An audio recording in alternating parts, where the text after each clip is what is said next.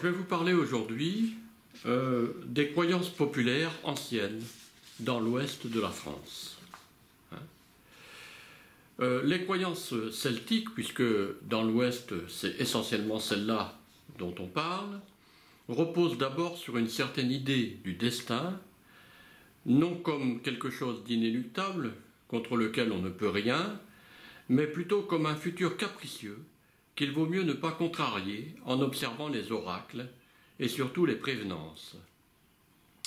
Le curé Manet de Saint-Malo écrit en 1834 « L'idée de la providence était profondément gravée dans leur cœur et on peut dire que sur ce point, ils ne péchaient pas que par excès, du moins dans les conséquences outrées qu'ils tiraient du principe. L'agitation de la mer et des vents, la disposition des nuages, le vol et le chant des oiseaux, le cours plus ou moins rapide des fleuves, le balancement de la cime des arbres, la chute d'une simple feuille, tout cela et mille autres choses étaient sous la direction suprême du conservateur de notre vie, autant de moniteurs secrets dont les avis n'étaient pas à négliger. D'où s'ensuivait l'obligation de recourir au génie, soit à une multitude de pratiques superstitieuses pour détourner de dessus leur tête ce que ces divers présages pouvaient comporter de fâcheux. Voilà le témoignage de l'abbé Manet. Et cette vision, tirée des écrits de saint Augustin, montre l'héritage que les peuples de l'Ouest, à l'époque moderne, ont conservé du fond druidique de leurs ancêtres. Car s'il est un endroit de l'ancienne Gaule où l'on continue à croire aux superstitions, à faire appel aux génies et aux sorciers, c'est bien dans le massif armoricain et en allant vers l'est, suivant le cours de la Loire, dans le Berry et en Sologne. Voyons donc des témoignages concrets de ces croyances et du fond culturel qui s'y est associé. Je les ai trouvés aux archives départementales de Nantes, donc de Loire-Atlantique. Elles ne se limitent pas à ce seul département, mais peuvent provenir d'un périmètre beaucoup plus large, allant de la Bretagne à l'Anjou et du Maine au Poitou, et même à la Normandie méridionale. Confirmant ainsi notre hypothèse que ces caractères immatériels ne s'arrêtent pas brutalement aux frontières historiques du duché breton. Elles sont réunies dans le fonds 30J5 constitué par Joseph Stany-Gauthier durant la première moitié du XXe siècle. Alors, qui est Joseph Stany-Gauthier? Ce fut le conservateur créateur des musées du château des Ducs de Bretagne à Nantes de 1922 à 1969. Et il constitua ce fonds sur la culture et les croyances locales durant cette époque. Alors, qui m'a indiqué ce fonds? Eh bien, c'est M. Jean-François Carraès, directeur adjoint des archives départementales en 2009 et président honoraire de la Société archéologique et historique de Nantes, qui m'a d'ailleurs prévenu que ces témoignages concernant les croyances populaires dans le pays nantais et au-delà n'étaient pas tous datés, certains remontant assurément à l'Ancien Régime, d'autres au XIXe siècle et au tout début du XXe, que certains étaient même anonymes, mais que les faits rapportés, les avis et les explications de telle ou telle description étaient avérés, que les souvenirs des légendes et des mythes, les superstitions, les comportements religieux et folkloriques dont ils faisaient état ne pouvaient pas avoir fondamentalement changé d'un siècle à l'autre. La plupart des citations qui vont suivre proviennent de ce fonds exceptionnel que j'ai découvert en 2009. Alors, voyons d'abord les témoignages concernant l'influence du celtisme sur le catholicisme. Ben oui, parce que le catholicisme ne s'est pas implanté sur une société qui n'était pas religieuse. Alors, citation, « Le peuple rural est profondément catholique et respectueux de ses prêtres, plus soumis en Haute-Bretagne, plus indépendant d'allure en Basse-Bretagne, sauf au pays du Léon. Le catholicisme paraît jeune, surtout en Basse-Bretagne qui ne fut réellement évangélisée qu'au XVIIe siècle. Le catholicisme breton présente un aspect fort original. Il conserve certains aspects naturistes, comme le culte des pierres et celui des fontaines.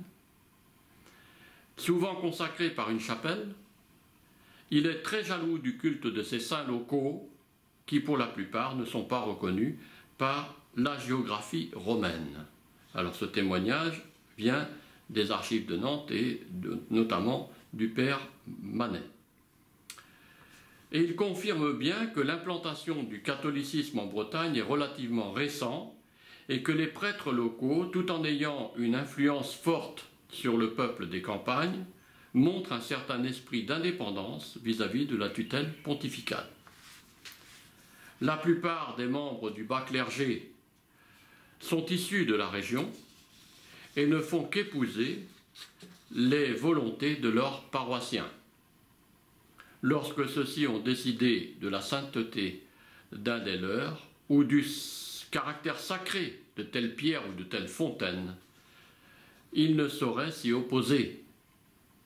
Pourtant, même si la ferveur populaire au catholicisme semble assez récente, le christianisme n'y était bien sûr pas totalement méconnu avant l'époque moderne, puisque l'observateur ajoute que, en général, la chapelle bretonne est accompagnée d'une fontaine et d'une croix, triade très ancienne.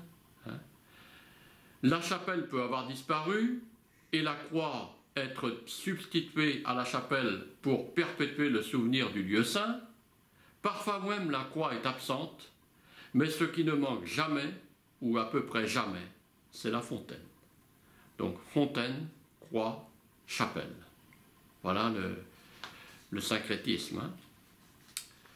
Les spécificités de la pratique religieuse se rencontrent essentiellement aux fêtes en l'honneur des nombreux saints, les saints locaux, aux rogations qu'on appelle à l'époque les revaisons, au carême et à la chandeleur. Notez bien qu'on ne parle pas de Noël et de Pâques. Les très anciennes revaisons, qui se déroulent fin avril ou début mai selon les années, durant les 3 jours précédant le jeudi de l'Ascension, font l'objet de processions à travers les champs dans lesquels les prêtres sont tenus de faire la bénédiction des semis et des prairies pour assurer de bonnes récoltes. Bonne revaison, bonne fauchaison, dit le proverbe, dans cette région d'élevage où le ramassage et le stockage du foin sont essentiels pour passer sans difficulté le prochain hiver. Quant à l'importance que revêt la fête de la Chandeleur, dans l'Ouest, elle semble difficile à expliquer autrement que par le culte à la déesse celtique Brigitte. J'y reviendrai. Les anciens disent qu'on fait des crêpes au jour de l'an pour avoir de l'argent, au mardi gras pour avoir des grâces, et à la Chandeleur pour avoir du bonheur. J'ai toujours entendu ma mère dire ça. D'ailleurs, l'Église romaine elle-même a bien du mal à justifier cette fête qu'elle dit d'origine juive, la Chandeleur, et qu'elle appelle la présentation de Jésus au temple et la purification de la Vierge Marie. Mais la Vierge Marie, ayant mis au monde le Fils de Dieu sans péché, se définissant elle-même comme l'Immaculée Conception. Bon, vous me direz, l'Immaculée Conception, c'est 19e siècle, c'est l'apparition à Lourdes, etc. Mais de quelle faute aurait-elle besoin d'être purifiée puisqu'elle n'en a pas fait? C'est ça le problème. Une tentative d'explication chrétienne du mot chandeleur est donnée par les ecclésiastiques. C'est toujours dans les archives de Loire-Atlantique que j'ai trouvé ça. La présentation de Jésus-Christ au temple est aussi appelée fête de la Chandeleur parce qu'on fait bénir ce jour-là des cierges en souvenir de cette parole du saint vieillard Siméon. qui était présent sans doute au moment où on a présenté Jésus-Christ au temple. Maintenant je mourrai en paix parce que mes yeux ont vu la lumière des nations. Bon, on devait probablement faire des marches au flambeau, à la chandeleur, dans tout l'ouest de l'Europe, depuis beaucoup plus longtemps, bien avant la présentation de Jésus au temple de Jérusalem au 1er siècle de notre ère. Voilà. 2 semaines après la chandeleur, se fête le Mardi Gras, toujours en faisant des crêpes pour marquer la fin des jours dits gras, à la veille du carême, parce que le carême, lui, sera plutôt maigre. Hein. Ce jour-là ne donne pas lieu dans les campagnes de l'Ouest et même dans les villes à des carnavals que l'on appelle d'ailleurs dans l'Ouest la fête des fous. Hein. Alors, à nouveau un témoignage, hein, une citation. L'usage de se travestir le Mardi Gras remonte au Moyen-Âge. Il eut à l'origine une signification politique. Profitant de la liberté qui lui était laissée pendant le carême entrant, le peuple se plut à bafouer la noblesse. Les gens revêtaient des oripeaux et ayant modifié leur visage de telle sorte qu'ils eurent quelque ressemblance avec celui du personnage qu'ils voulaient contrefaire, ils se rendaient en procession devant les palais où les riches demeurent. Là, à la grande joie du public, on ridiculisait les personnages dont on estimait avoir à se plaindre en imitant leur manière. Jusqu'au XVIIIe siècle, les masques et les déguisements du Mardi Gras permirent ainsi aux gens du peuple d'exprimer sans danger aux hommes les plus puissants leur mépris et leur mécontentement. Les révolutionnaires, sans doute plus susceptibles, condamnèrent ces travestis. Quand par la suite il furent encore permis de se masquer, on ne le fut plus que pour se divertir. Voilà, c'est à nouveau un témoignage que j'ai trouvé dans les archives de Loire-Atlantique. Mais ces déguisements ne constituent pas une tradition dans l'Ouest. Si fête il y a le Mardi Gras, c'est surtout celle des crêpes dans les chaumières. On fait sauter les crêpes. Il est remarquable qu'à l'époque contemporaine, aujourd'hui, la pratique du carnaval, si populaire au Brésil et aux Antilles, hein, est méconnue dans l'océan Indien, comme dans l'ouest de la France. Ce n'est pas une tradition. Le lendemain débute le carême, c'est la période du carême, par le mercredi des cendres, et ça va durer 40 jours, jusqu'au dimanche de Pâques. Pendant le carême, les privations ordonnées par l'Église sont extrêmement sévères. Bien entendu, la viande est strictement interdite et l'usage de tout aliment gras doit être évité, particulièrement le beurre. Plus tard, ces mesures draconiennes se font moins dures et le clergé autorise quand même les malades à se nourrir de viande pendant le jeûne des bien-portants. Alors, citation, « Dans toutes les villes, un boucher affirmait à ses risques et périls le droit de vendre de la viande pendant le carême aux malades à qui leur état, plus ou moins grave, avait fait accorder par l'Église la permission d'en manger. Si la santé publique était satisfaisante, c'était un homme ruiné. S'il arrivait quelque bonne épidémie, il faisait fortune. À 1 lieue d'Orléans se trouve une maison qu'on appelle la maison du rhume, hein, parce qu'elle fut bâtie par un de ces fermiers de la boucherie de Carême, avec les bénéfices qu'une heureuse grippe lui avait fait faire. J'ignore si cette maison existe encore sous ce vocable, dit le témoin, j'irai m'en assurer par moi-même quand la Loire sera navigable de Nantes à Orléans. Beau témoignage, hein? Alors voyons maintenant les témoignages ayant trait directement à des traditions celtiques. On a vu celles qui avaient trait à l'influence du celtisme dans la religion catholique, mais voyons le purement celtique. Il paraissait impossible de parler de la Chandeleur, dont on a longuement cité des témoignages, hein, en tant que fête catholique, sans faire allusion à ses origines lointaines, hein, le culte à la déesse Brigitte. J'en avais déjà parlé. Les archives de Loire-Atlantique sont encore là pour nous persuader de cette hypothèse. Alors, citation, « Si on fait des crêpes ce jour-là, il ne faut pas en donner à emporter à d'autres personnes, ce serait donner la chance hors de la maison et ne pas la garder pour soi. On peut en donner le lendemain sans aucun inconvénient. » Alors, c'est un témoignage d'une personne qui s'appelle Marie-Edmée Vaugeois, au début du XVIIIe siècle. Les crêpes de la Chandeleur ne sont-elles pas faites pour avoir du bonheur? Superstition. Donc, il vaut mieux garder le bonheur pour soi. Bon, c'est une superstition, évidemment, mais de quelle origine antérieure au christianisme en armorique, si ce n'est pas du celtisme? Certes, on peut toujours nous rétorquer que toutes les superstitions ne sont pas forcément d'origine celtique, mais en France, quand même. Qui douterait que les légendes des morts et des sorciers qui hantent la campagne bretonne se rattachent au druidisme? Alors, nouvelle citation, qui est assez longue. On voit au bord de la grande brière une femme échevelée, vêtue d'une longue robe blanche, qui s'y noya jadis. Tous ceux qui ont péri dans la grande brière vont la nuit cherchant un chrétien qui veuille les retirer de l'eau. Le soir, surtout en été, ceux qui se trouvent dans la grande brière entendent de temps en temps des sifflements dans l'air. C'est le cortège des sorciers qui passe, et celui qui l'entend est menacé de quelque malheur. La preuve est-elle suffisante? Continuons donc la lecture. C'est toujours dans les archives. Les feux follets sont portés par des lutins ou âmes en peine. Si le feu follet voit le premier le voyageur, il lui fait perdre son chemin et le conduit dans un étang où il se noie. Des lueurs qui suivent les belnisses ou barques plates de la grande brière sont les âmes de ceux qui furent sacrifiés par les druides sur les rochers des environs. C'est un témoignage d'un dénommé Guelgars, voilà.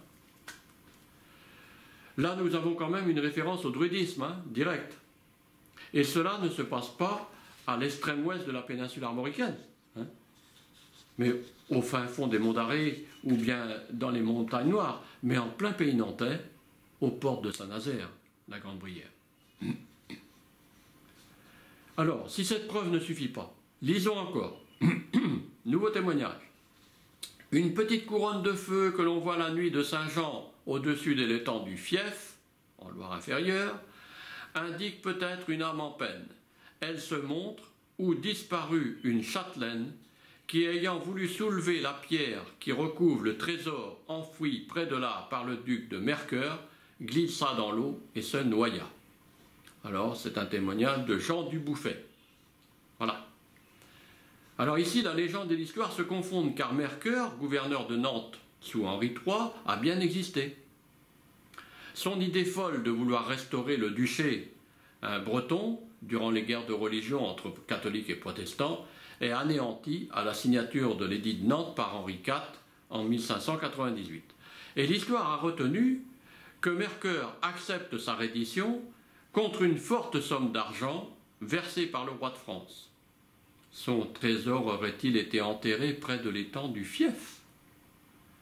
Et ce n'est que durant la nuit de la Saint-Jean, la fête celtique du solstice d'été, qu'une couronne de feu apparaîtrait à cet endroit.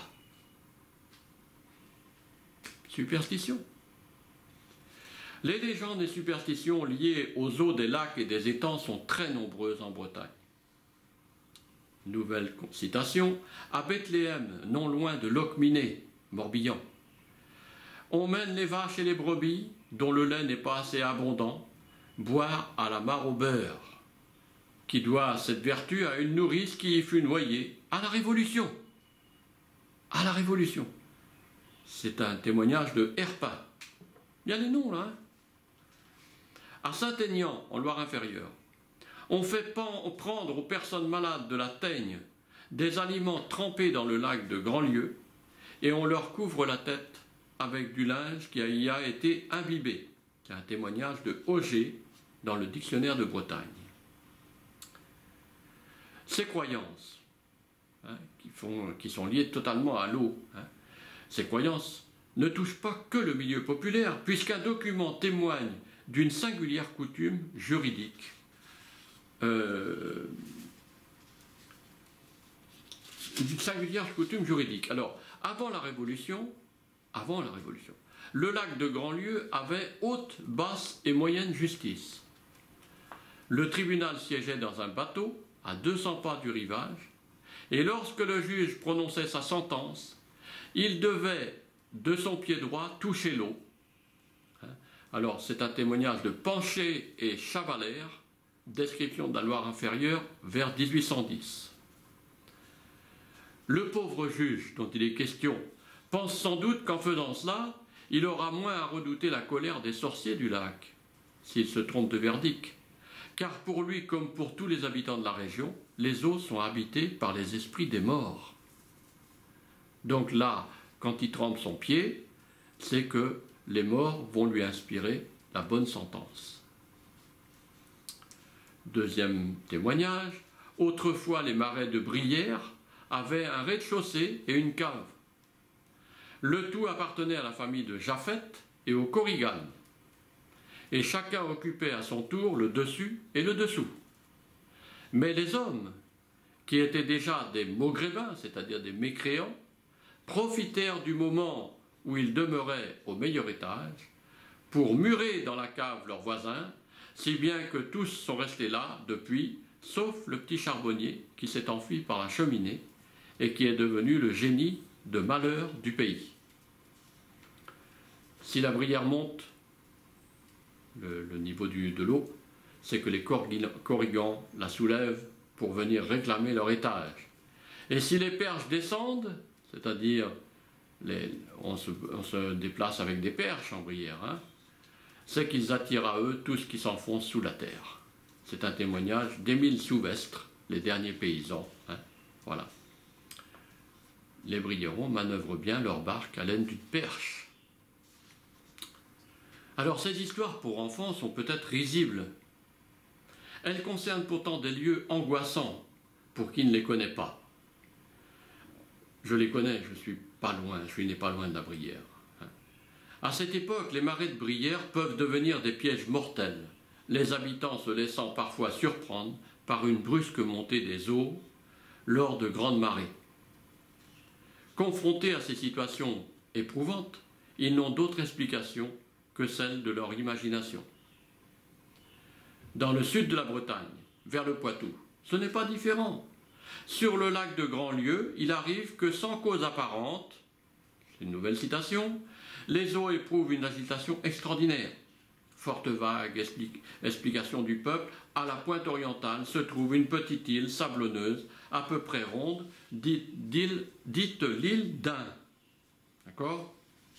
Il y a au milieu de cette île une pierre debout de 5 pieds de haut.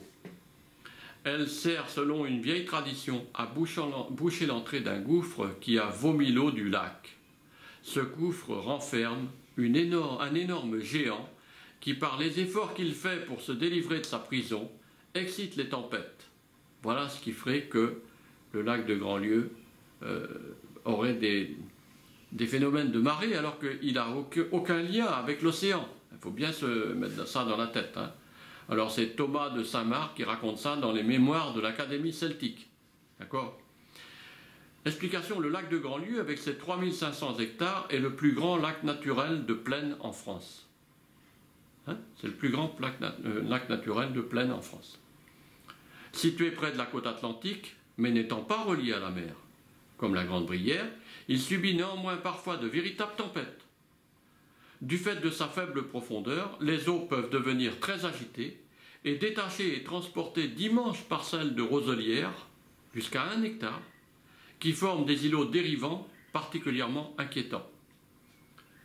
Donc les gens, le matin, ils sont habitués à avoir un îlot devant chez eux avec les roseaux, etc. Puis tout d'un coup, plus d'îlot. Quant à la pierre dressée de l'île d'Ain, c'est évidemment un menhir. Et personne ne saura sans doute jamais qui l'a mis là et pourquoi il s'y trouve. Voilà. Des coutumes que l'on pourrait juger un peu barbares dans ces coutumes celtiques subsistent encore dans l'Ouest. Alors, nouveau témoignage, la plupart la pratique superstitieuse de promener un poulet dans les chambres d'une maison neuve avant de l'habiter et de l'égorger ensuite pour conjurer le mauvais sort est peu connue à Nantes. Elle existe cependant à l'état d'exception, il en est de même en Maine-et-Loire et en Vendée. Mais il n'y a que l'Allier où elle est vraiment le caractère d'une coutume. Son origine remonte à la plus haute Antiquité. C'est le dernier souvenir, la forme adoucie de l'habitude jadis fort répandue de sacrifier un homme, une femme ou un enfant au moment de la fondation d'une ville, de la construction d'une maison ou d'un rempart que l'âme du sacrifié devait protéger contre les divinités malveillantes ou les étrangers mal intentionnés. Mais l'origine de cette coutume est si lointaine que déjà nous en avons oublié sa signification. Bientôt nous aurons perdu jusqu'à son souvenir. Mais cette tradition ne fait donc que rappeler les possibles sacrifices humains pratiqués par les druides il y a bien longtemps. Mais le plus remarquable, c'est qu'elle s'est maintenue par place dans l'Ouest et qu'elle se pratique encore couramment dans l'Allier au XVIIe siècle, donc à la source de la Loire, fleuve le plus porteur des traditions celtiques, assurant le maintien le long de son cours depuis l'Antiquité jusqu'au XXe siècle. La géographie humaine reste le meilleur complément à l'histoire des mentalités. Ben oui, parce que c'est certain que la Loire est le fleuve celtique par excellence. Beaucoup de superstitions font référence aux rares ustensiles du ménage. Alors ça devient intéressant, particulièrement symbolique chez les Celtes. Et ces éléments, si insignifiants de nos jours, ne sont pas manipulés à la légère. Quand un trépied a les pattes en haut, on dit que le diable est dans la maison. C'est une citation. Il faut se hâter de le retourner, et si on s'assied sur le siège qu'une personne vient de quitter, on sait ce qu'elle pense. La sellette courte sur laquelle on s'assoit pour manger, on ne passe pas encore à table à cette époque. On est au XVIIe siècle, il n'y a pas de XVIIe, XVIIIe, on ne met pas la table encore. Hein. Donc la sellette courte sur laquelle on s'assoit pour manger est munie de 3 pieds, comme le trépied en fonte sur lequel on pose le chaudron mis au feu. Le chiffre 3 est très important chez les Celtes. Le chaudron encore plus, puisque c'est lui qui permet de recueillir les vertus alchimiques du feu.